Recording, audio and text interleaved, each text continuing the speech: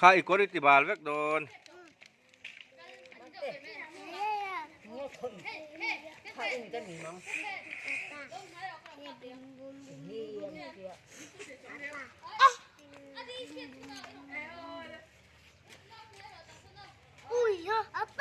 ข้าแล้วคอยปุ้ยสุดที่นี่ข้าเจ๊สนใจเราก็รอ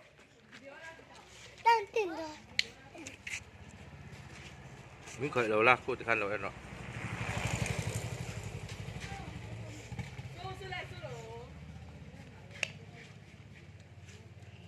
đừng đi ăn rồi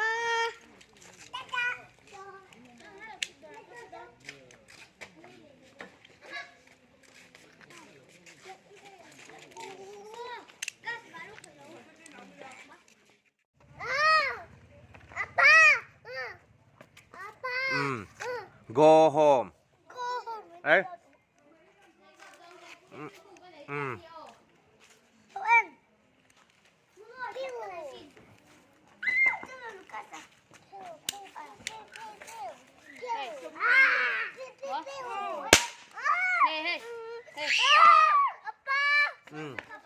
đâu khỏi vui vẻ tỏ sự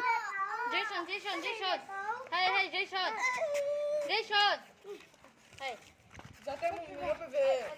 Móc về.